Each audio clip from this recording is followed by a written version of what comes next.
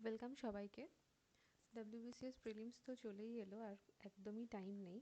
তো এক্সামের আগে ইন্ডিয়ান ইকোনমি থেকে আমি কিছু ইম্পর্টেন্ট প্রশ্ন তোমাদের জন্য নিয়ে এসেছি, যেগুলো তোমাদের লাস্ট মিনিট রিভিশন হিসেবে কাজে লেগে যাবে। তো সময় যেহেতু নেই, তো সময় নষ্ট করার সময়ও নেই, তো চলো শুরু করা যাক। প্রথমেই দেখো question number 1, special drawing rights are issued by option A world bank, option B IMF, option C WTO and option D ADB। তো রাইট অ্যান্সারটা হলো IMF। IMF কি? International monetary fund. হেডকোয়ার্টার কোথায়? Washington DC। তো IMF ছাড়াও যে সমস্ত international অর্গানাইজেশনগুলো রয়েছে সেগুলো কিন্তু সবাই ভালোভাবে দেখে যাবে। সেই অর্গানাইজেশনগুলোর ফুল ফর্ম কী, হেডকোয়ার্টার কোথায়, কবে এস্টাবলিশড হয়েছিল, কী ফাংশন তাদের, সেগুলো সব কিছু খুব ভালোভাবে দেখে যাবে। The the base year for India's current CPI series is 2001, 2004 to 5, 2011 to 12 or 2015 to 16।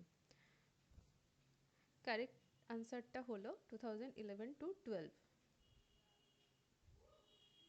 CPI কি তোমরা সবাই জানো? Consumer price x.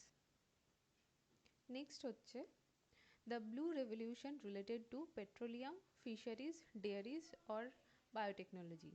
Blue revolution, green revolution, white revolution, pink revolution, এইগুলো কিন্তু ভীষণ ইম্পর্টেন্ট। এগুলো থেকে এক্সামে প্রশ্ন আসে, একটা দুটো প্রশ্ন প্রতিবারই আসে। তো এই রেভলিউশন রিলেটেড যে যত টপিক আছে সেগুলো কিন্তু তোমরা সবাই ভালোভাবে দেখেছো। আর যদি মনে হয় যে এই রেভলিউশন রিলেটেড একটা কনসাইজ চার্ট তোমাদের করে দিলে সুবিধা হয়, সেটাও কমেন্ট সেকশনে জানিও, আমি আমার কমিউনিটিতে পোস্ট করে দেবো, তোমরা সেখান থেকে নিয়ে পড়ে নিতে পারবে। ঠিক আছে? তো কোয়েশ্চেন নাম্বার 3 এর রাইট আনসার হলো ফিশারিজ। নেক্সট দেখো, inclusive growth aims to maximize GDP only, benefit all section of society through growth, option C promote export only or increase industrial output only। Correct আনসারটা হলো option B, benefit all sections of society through growth. NABARD primarily supports. NABARD কি তোমরা সবাই জানো? The national bank for agriculture and rural development. তো নাবার্ডের full form জানলেই কিন্তু এই কোয়েশ্চেনটার আনসার তোমরা করে আসতে পারবে। অপশন এ দেখো stock markets, option B agriculture and rural development, option C foreign trade and option D insurance. তো কারেক্ট আনসারটা হলো option B, agriculture and rural development. Next দেখো, operation flood is related to option A fisheries, option B irrigation, option C milk production and option D food processing. Correct আনসারটা হলো option C, milk production.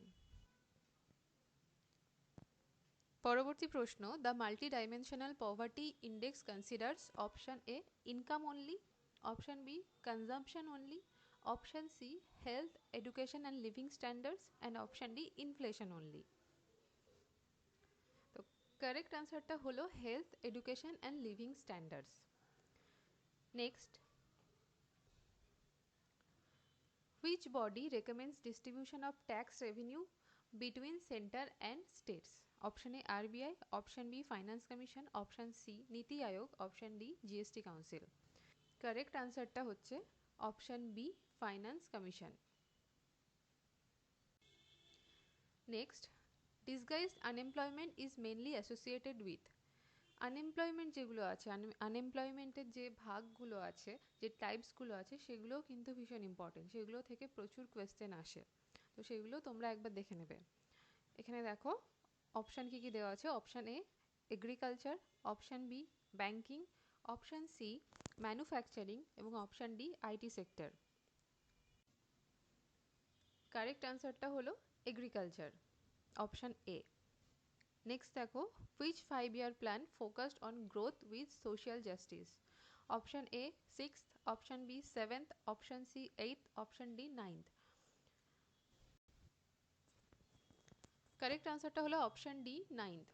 এই 5 year প্ল্যানও কিন্তু তোমাদের এক্সামের জন্য ভীষণ important. প্রত্যেকটা প্ল্যান তোমরা ভালোভাবে পড়ে যাবে, কবে লঞ্চ করা হয়েছিল, কোন প্ল্যানে কি ইম্পর্টেন্ট রয়েছে, কোন প্ল্যানের কি স্লোগান ছিল, সব কিছুই কিন্তু ভীষণ ইম্পর্টেন্ট। এইগুলো প্রত্যেকটা ভালোভাবে দেখে যাবে।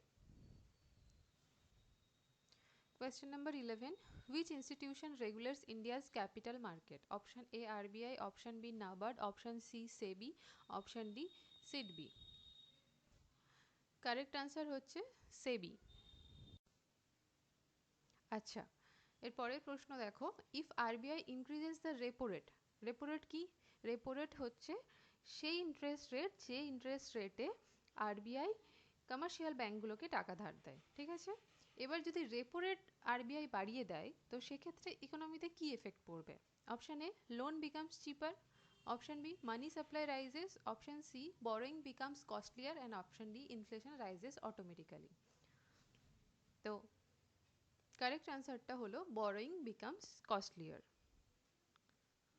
দেখো এখানে রেপো রেটের ডেফিনেশনটাও দেওয়া রয়েছে, কারণ এই যে দেখো আরবিআই এর যে ক্রেডিট কন্ট্রোল পলিসি সেগুলো কিন্তু এক্সাম পয়েন্ট অফ ভিউ থেকে ভীষণ ইম্পর্টেন্ট। কোনটা কোয়ান্টিটেটিভ ক্রেডিট কন্ট্রোল পলিসি, কোনটা কোয়ালিটেটিভ, সেগুলো কিন্তু সব তোমাদের জানতে হবে।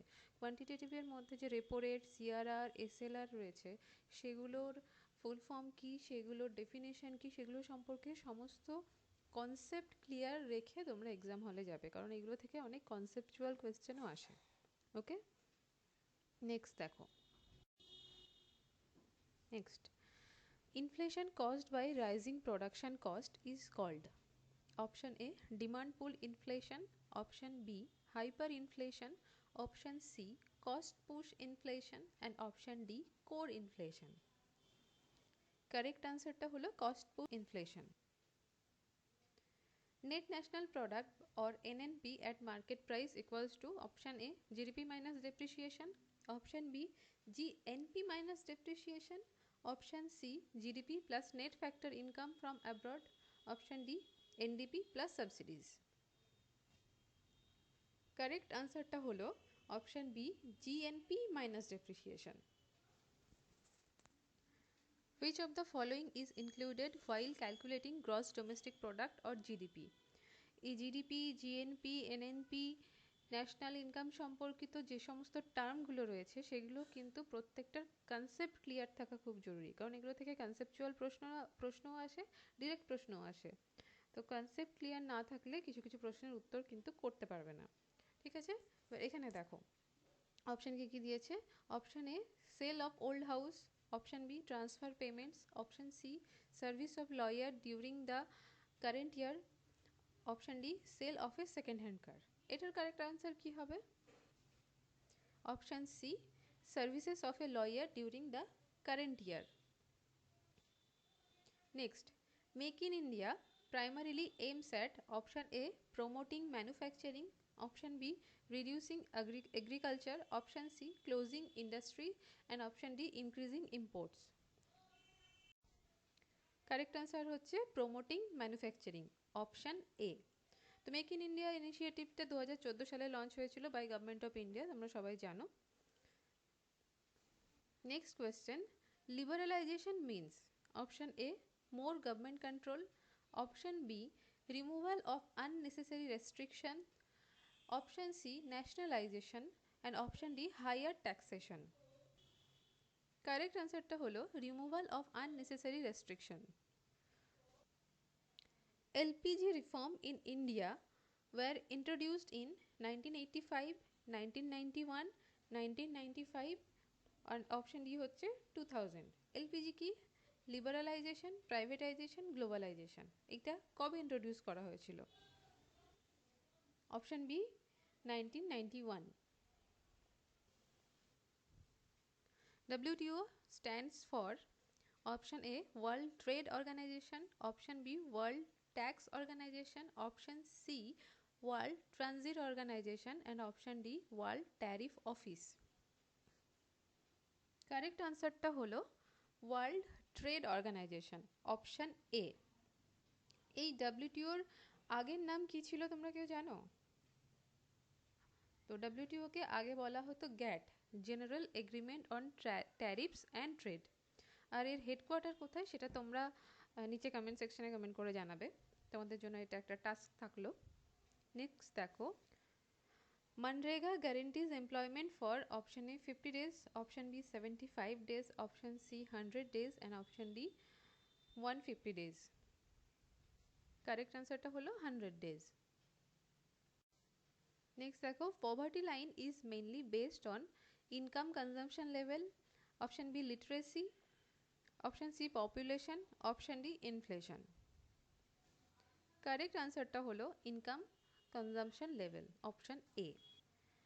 নেক্সট হচ্ছে FRBM Act aims to, option A increase inflation, option B fiscal discipline, option C increase imports and option D reduce exports.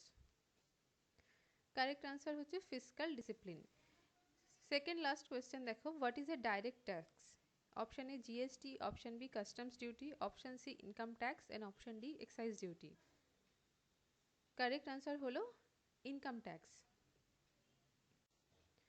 Last question আজকের ভিডিও, সেটা হচ্ছে per capita income is obtained by, option A GDP into population, option B national income divided by population, option C GDP divided by capital and option D consumption divided by population. তো correct আনসারটা হলো national income divided by population, option B. তো এই ছিল আজকের 25টা question.